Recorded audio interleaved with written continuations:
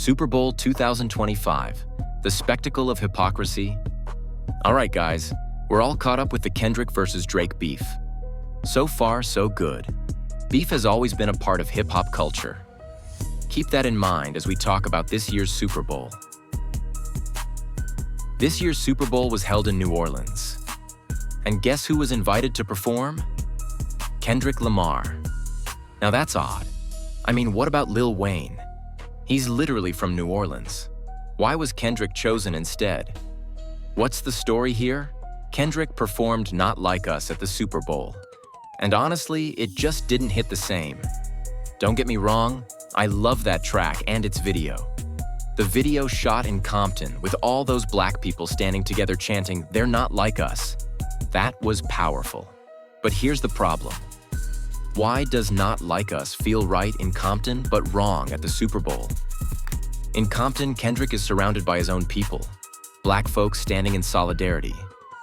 But at the Super Bowl, he's performing the same song in front of a global, mostly white audience. It reminded me of that father figure who once told his sons, "Argue all you want behind closed doors, but never fight each other in front of strangers, especially white folks."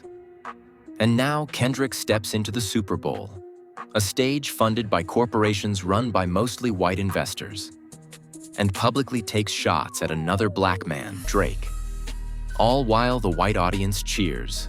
Then there was Serena Williams doing a Crip dance, which, for those who don't know, is tied to a notorious gang called the Crips. The dark irony? Her sister was murdered years ago by someone associated with that same gang. Another point about Kendrick. We still don't know where he really stands. Are you part of the gang world, or are you distancing yourself from it? Do you want to be the conscious rapper with deep messages about black freedom, or are you glorifying gang culture? Back when he dropped Good Kid, M.A.A.D. City, Kendrick talked about how gangs ruined his life, like they did for so many other young men. But then in his June concert, the stage was full of Bloods. And now, at the Super Bowl, he's throwing up Crip signs and referencing gang culture again. There's a line from Mobb Deep that goes, "There's no such thing as a halfway crook. You're either real or you're not." So Kendrick, which is it? Are you about that life or are you not? And on that Super Bowl stage, he tried to paint himself as this revolutionary figure, the savior of black people. But honestly, it all felt like a performance.